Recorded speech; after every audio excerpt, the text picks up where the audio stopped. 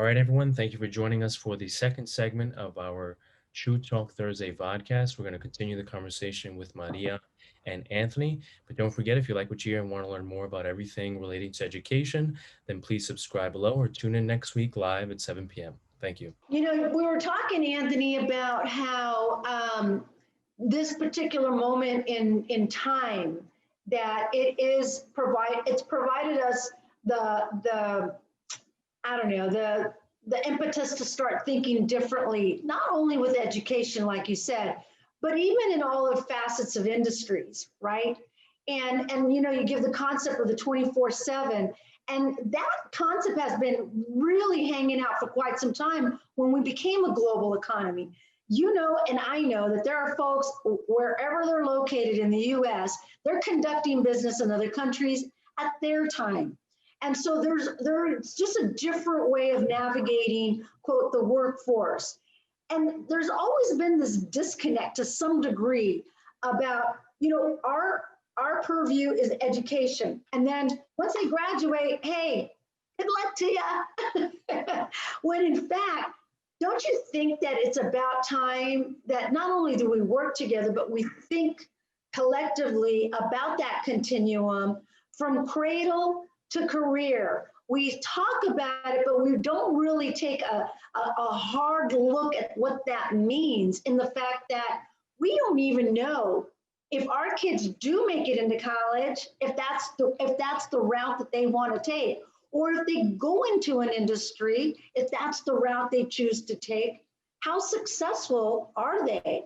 And so it's like we need to somehow, what we do does affect the workforce and vice versa. Because for a long time, and I've had this conversation with so many soups, particularly with reopening, you mentioned it early on about jumpstarting the economy.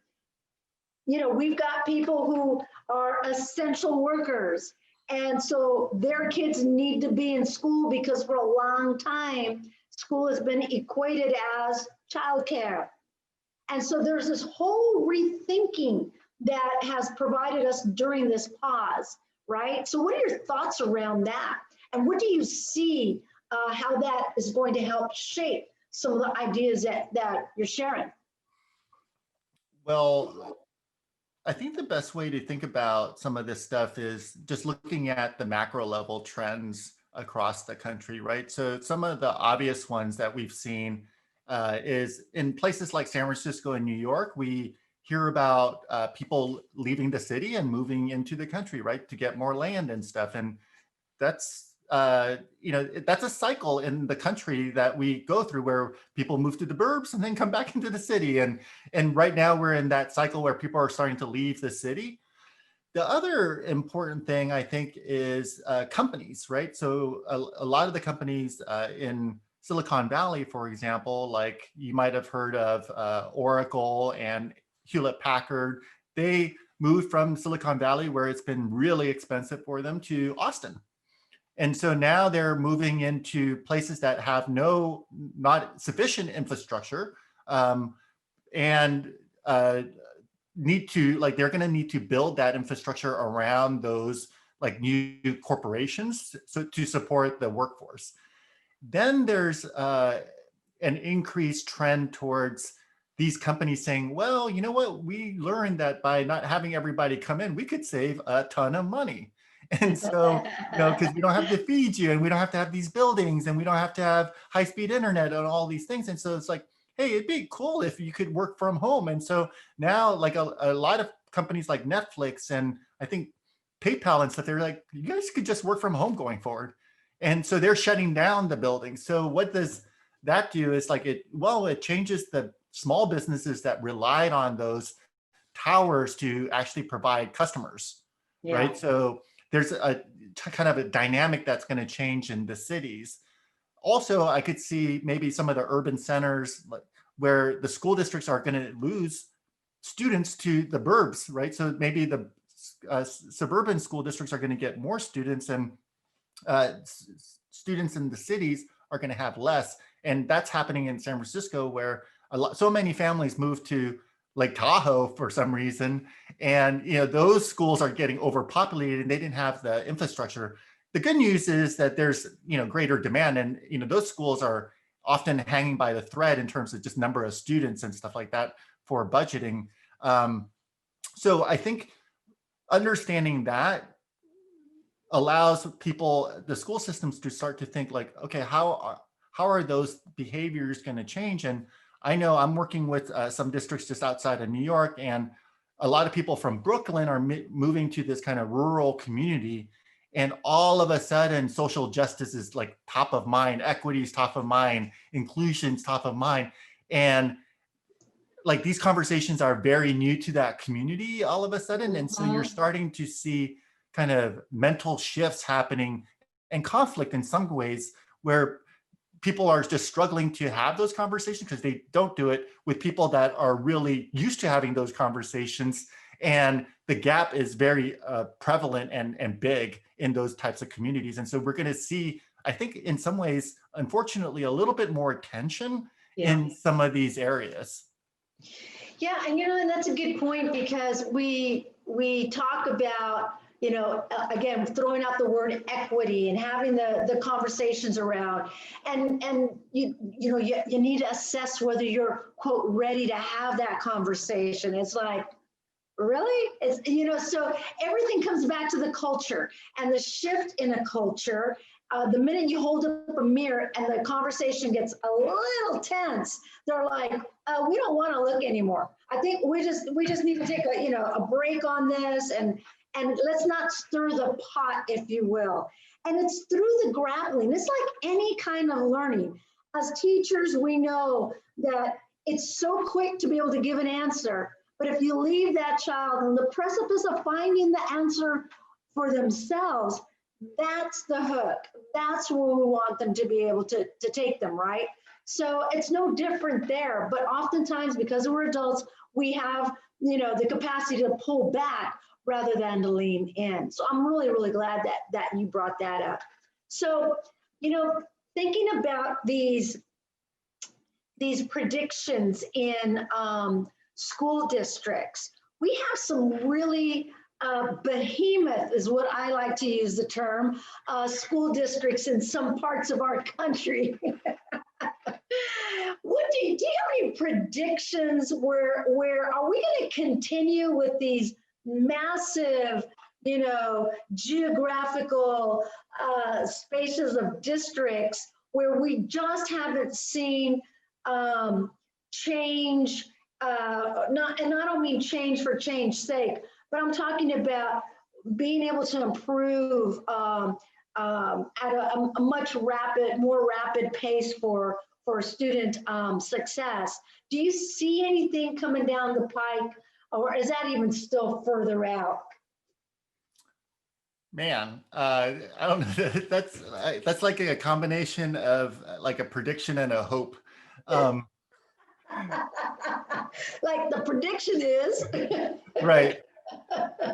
I don't know. I mean, let's just take like some place like LAUSD, right? Like huge district, lots of traffic.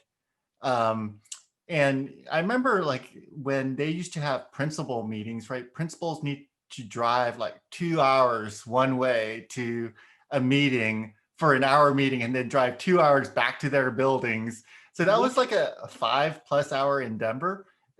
And I feel like if I was stuck in LA traffic on the 405 for 2 hours, when I got to that meeting, I was not super happy. And then I sat through this meeting and I got there and I was like, this was a waste of time. And then I got to drive another 2 hours. And then I got to deal with parent or teacher or student that's having issues. Like I might not be in the right mindset to do that after just like, wasting 5 hours doing something. And so I think one of the big things I hope these large districts are able to figure out is how to use technology like Zoom more effectively, because I know that from my interactions with companies like Google and Amazon, they're performing like billion-dollar operations via like their virtual meetings, right? And they don't have to be in person. So there's nothing that says that we can't get work done in this format if we just get used to it and practice it. And I think that's the thing I hope, because imagine if that principal didn't have to drive 5 hours, right? Or spend 5 hours. That principal could have spent 1 hour on Zoom, attended the meeting, and spent the other 4 hours with parents and the community and the teachers providing development. Like all of these things could have happened. And so I think that's the thing that it's what I hope for. And I think that's what I think some schools have realized and they're going to move towards. Yeah, we talk, and we can talk all night about the tech portion of things, right? And the capacity to utilize the technology that we have. And we know that that's just one variable in this whole, conversation.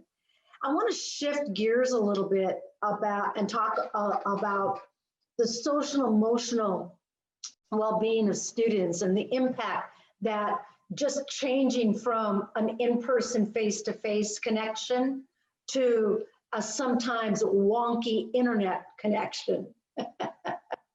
and the struggles that both sides of the folks on either side of the screen are having.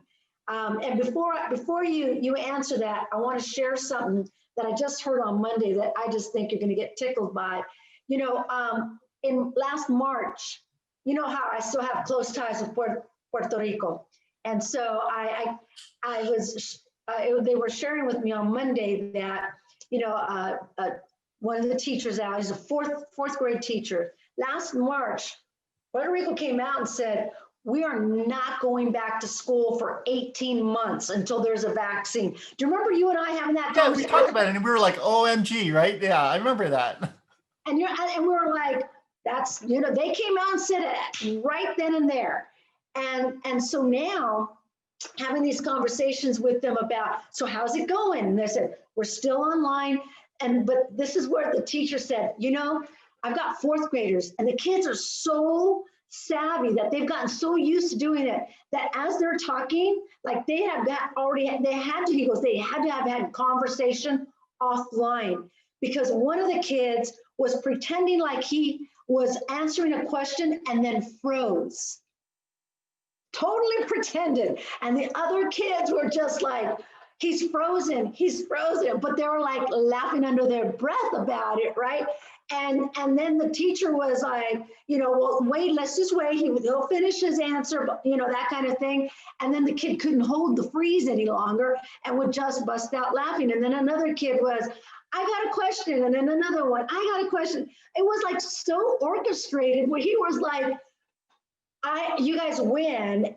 I don't even have consequences for you. He was so frustrated at that point. And I think about how kids adapt so quickly, but there is that concern about especially for our younger students who rely heavily on play for learning. That's just how we operate as human beings. And so those interactions are not the same. They're just not. So what are your thoughts around that? So there's have you listened to that podcast on the New York Times called Rabbit Hole? I haven't. Yeah, it's worth checking out because it talks about how YouTube creates a rabbit hole from the recommendations and everything, and starts to like take you down a path that you couldn't have imagined you would be in.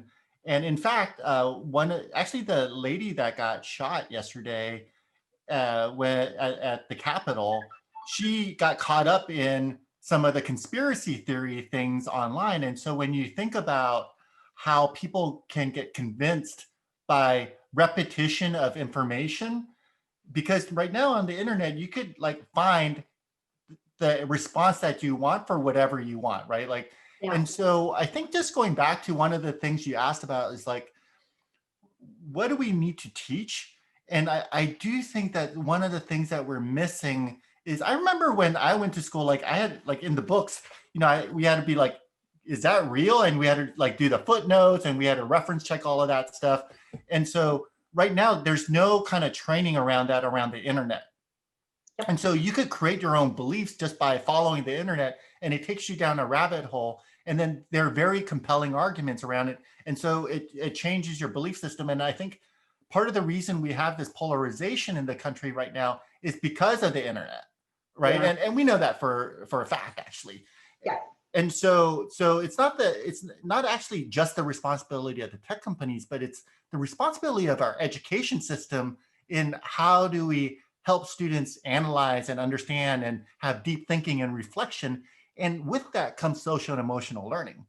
That's right. And unfortunately, though, I think we're in a situation now where, I'm 50 now. And so in our generation, we're kind of just getting used to the internet in some ways. And we weren't born with it. And so I think in some ways, we haven't actually been doing our students justice in teaching them how to think about these things on Twitter and what a like means, or how a YouTube algorithm works. Yeah. Yeah. And so that part really needs to be added to our curricula, I think, and that will lead to, I think, improved social emotional states for students because they're getting lost on it. Absolutely, absolutely. And that is a perfect little cliffhanger, because I want to jump in and continue to talk about this, because now, this is something that it just tugs on my heartstrings when it comes to teaching reliability of sources. So we're going to take a pause for the cause, because Francois is going to come back and count us back down. But right now, let's just take a beat and a breath. Hey there, and don't forget, if you like what you hear and want to gain some more insight into what school districts are facing now, then tune in every Thursday at 7 p.m. or subscribe below. We thank you for joining us, and we look forward to seeing you next week. Have a great night.